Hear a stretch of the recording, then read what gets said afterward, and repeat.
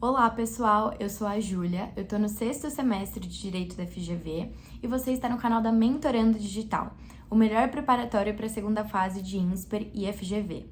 E hoje eu vou conversar um pouquinho com vocês sobre como a minha preparação para a minha segunda fase da FGV me auxiliou muito em diversos aspectos, como, por exemplo, entrar em uma das empresas júniores da GV e também no processo seletivos de estágios. Bom, então para que vocês consigam entender como que o preparatório para a segunda fase da GV me auxiliou nesses diversos outros momentos da minha vida, é importante ter um pouco de noção de como que funciona a segunda fase. A gente já tem um vídeo aqui no canal explicando certinho sobre o funcionamento, os tempos e etc.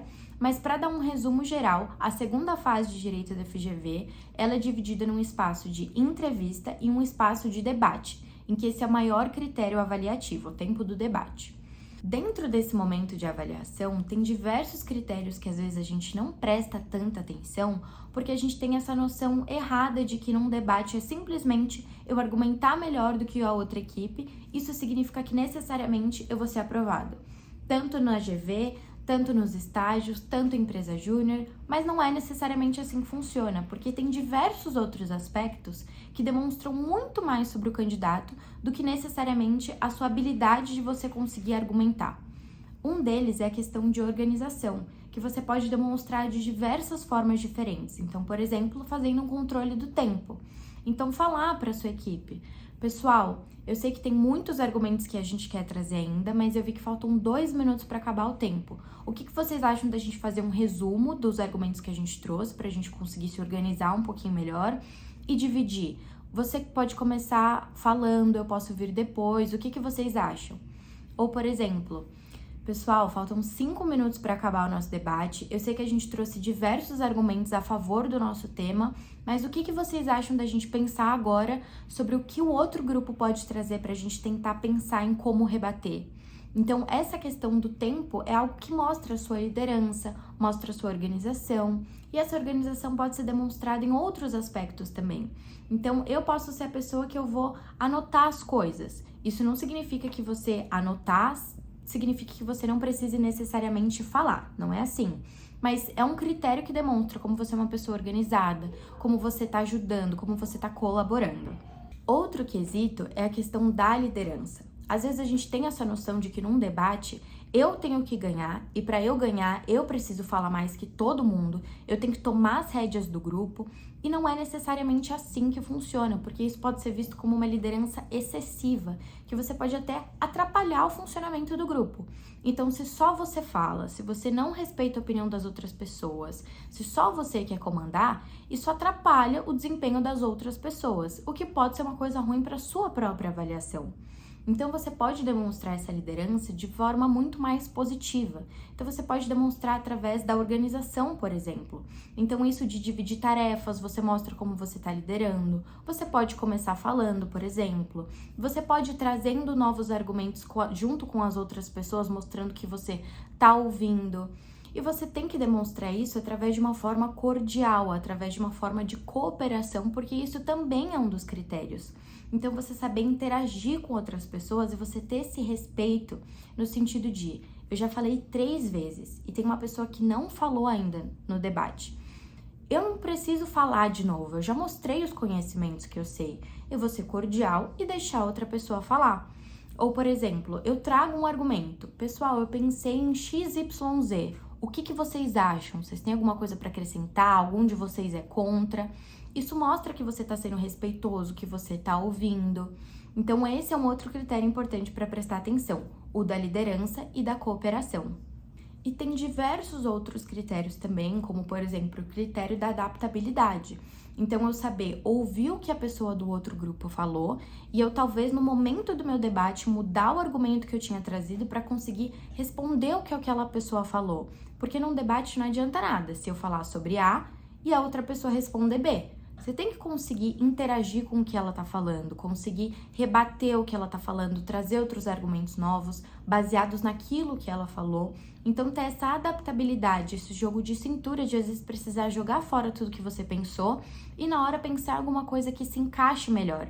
Então, mostrar essa adaptabilidade também é muito importante. conseguir fazer essa interação justamente com o que a outra pessoa está falando.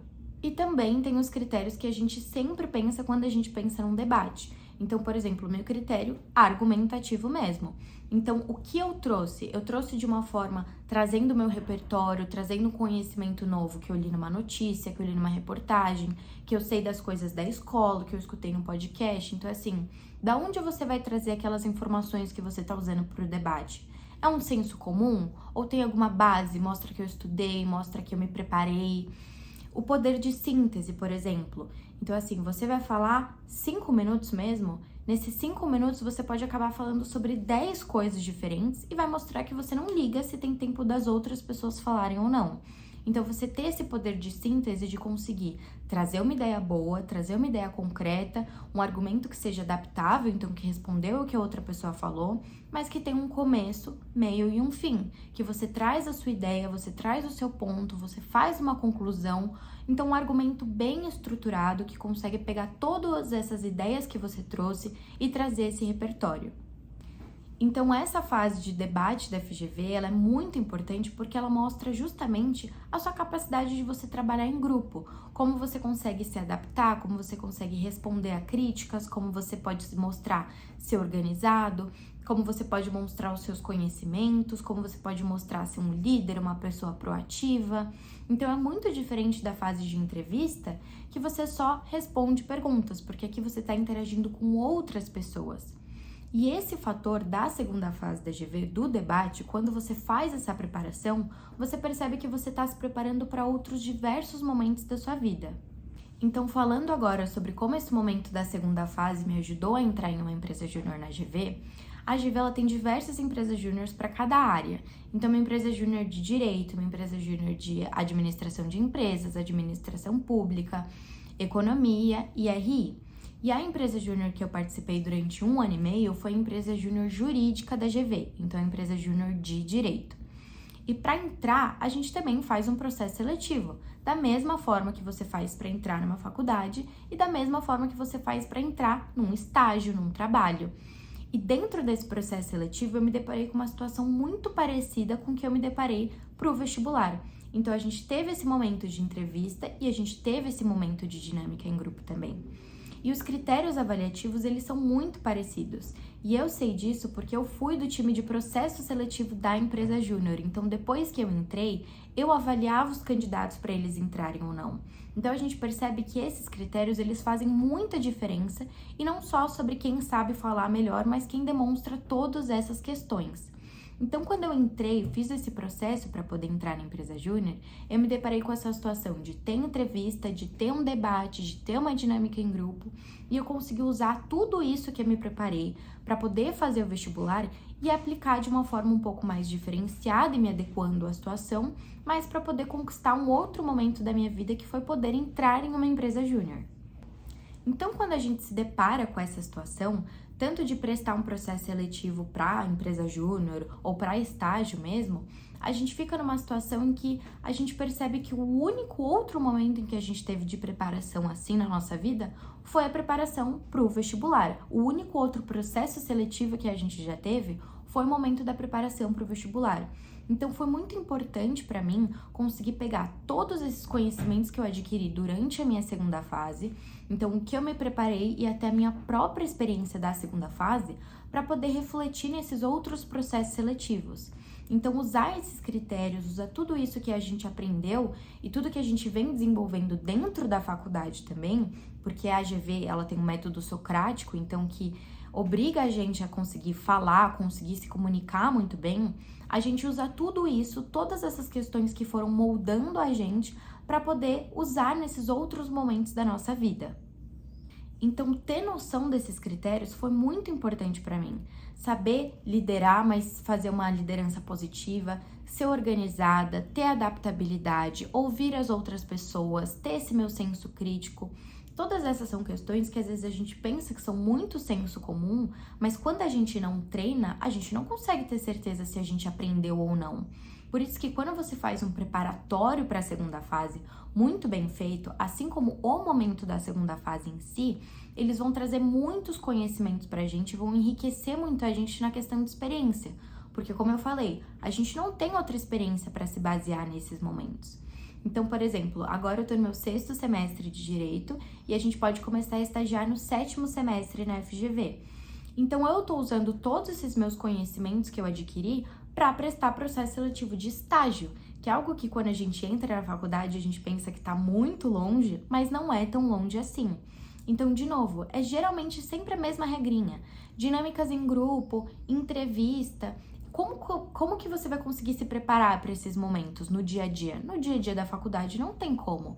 Então, utilizar esse momento que você tem para se preparar para a segunda fase da GV e fazer um preparatório bom e fazer um preparatório completo, a gente percebe que, na verdade, está moldando a gente para todos esses outros momentos que a gente tem e que vão acabar sendo muito mais úteis do que você pode pensar. Então, não deixe para depois o que você pode fazer agora, invista nos seus sonhos porque ele vale a pena. Não seja aquele amigo que se arrependeu de não ter se preparado melhor e vá em frente e faça acontecer. Comente a aprovação aqui no vídeo e nossa equipe vai te enviar um link para uma simulação gratuita da segunda fase. Não deixe essa oportunidade passar. E se você quiser mais apoio durante essa jornada, nossa mentoria para a segunda fase de Direito da FGV é o lugar certo. Estamos aqui para te ajudar a superar os desafios e se preparar da melhor maneira possível.